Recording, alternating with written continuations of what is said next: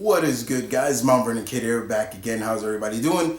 And news coming out of the world of Comic-Con has been pretty good as of late. Guys, I did not go to New York Comic-Con this year. It seems like I haven't got the time to go to any more conventions this year. I was supposed to go to Baltimore Con this year, but plans didn't work out, especially not on my end, but on the other end. People who were supposed to, cover for me for my daily job, but I couldn't get that time off, so it kind of a little sucks. But just it didn't work out. That's fine. Next year, New York Comic Con, I will be there. I see the date. I know the date, so I will be there. But some of the things that are coming out of New York Comic Con has been really cool, and I thought I wanted to talk about this, especially the first one today is, remember a while back, Marvel was going to give us a new Blade series, and this new Blade series was going to star, basically showcase that Blade had a daughter. And she was from Oregon, and she was a prom queen, all this other stuff. Her name was Fallon Gray and everything like that. And then all of a sudden that got canceled. And I was a little hurt by that, because I really wanted to see what Blade would have been like, what Eric Brooks would have been like as a father, and how he would have taught his I guess she would be 1/4 vampire or so, because the father's half vampire or dampfire. So it'd be kind of interesting. Well, it was announced at this year's New York Comic Con that they're bringing it back, and I was glad to see that the idea didn't fall out. But there are some changes now. So now the series, they're working on a mini series, and it's going to be written by a gentleman by the name of Danny Lore. And artwork by Karen S. Darbo, and pretty much they brought back the idea of Blade having a daughter, except now instead of Fallon Gray, her name is Brielle Brooks, and she and her mother live in Atlanta, Georgia, instead of Oregon. She was first appeared in the free comic book, The Avengers X-Men #1. And here they have said that she's a good kid. She's a good kid, no matter what their teachers say. Just reading the synopsis, Brielle's a good kid.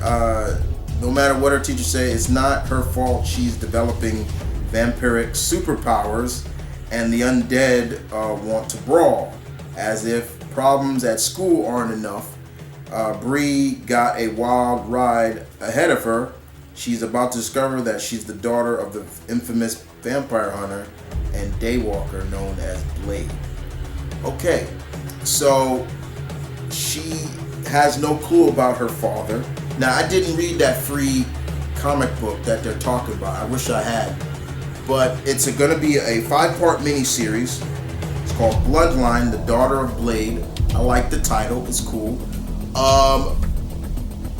And it is about a young girl. I don't know if they're keeping her the same age as Fallon was. They said Fallon was 16, 15 years old. So here it seems like it's a coming of age, like she is discovering her powers. I kind of find it a little interesting because one, though her father is half vampire, she should only be like 1/4, and I don't know if her power should be a little bit more diluted, because she's not a full vampire, neither is her dad. It's different for her dad, and then I read more into it, is that Blade did this on purpose, sent her mother and her to live in Atlanta, far away from her, to protect her, keep her safe.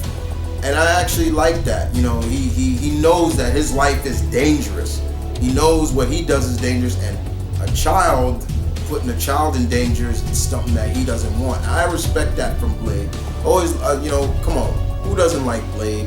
If you haven't been reading the character as long as I have, you got more in tune from the character through Denzel, from Wesley Snipes, or even I've had friends say, the first time I actually got in touch with Blade, Chris, I said, when?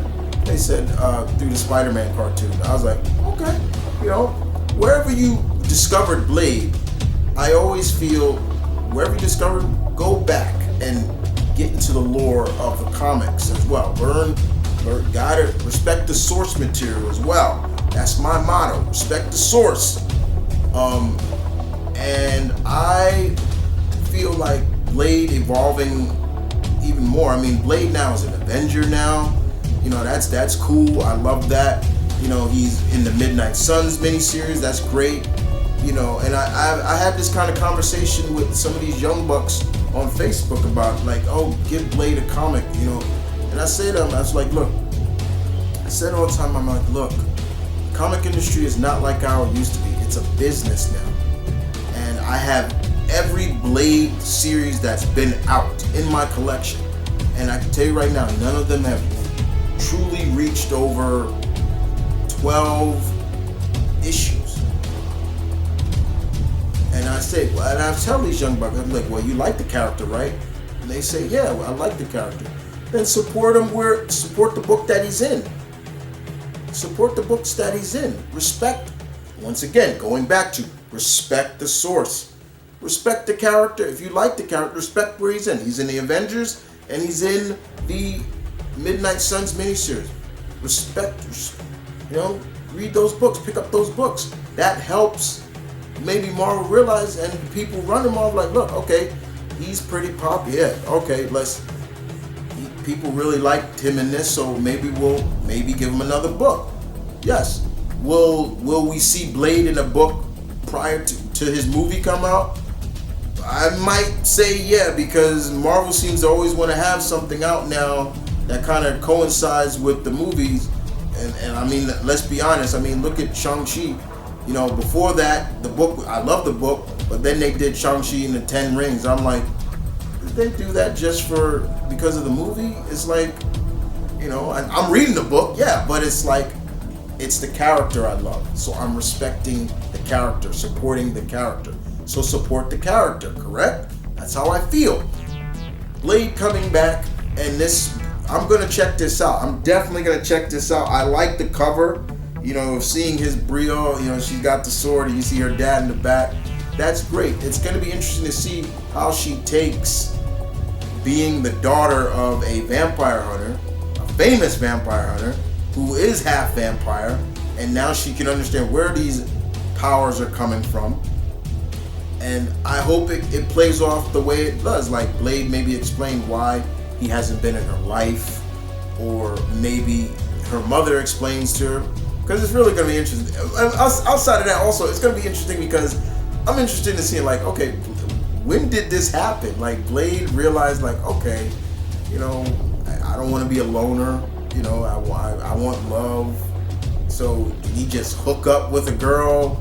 Was this a one-night stand? I hope it wasn't just a one-night stand and he got this girl pregnant and that's it. Whatever it is, however it turns out, I am gonna check this out. I really enjoy this, and I'm liking that it comes out February 1st, and I really like the fact that Marvel is doing this more, doing mini-series more, because mini-series or maxi-series can help. They see maybe that this series is doing well, unit-wise, it sells well. That will give an initiative to maybe them saying, okay, the miniseries did well. You know what? Let's do a series about it. Never know. It really can.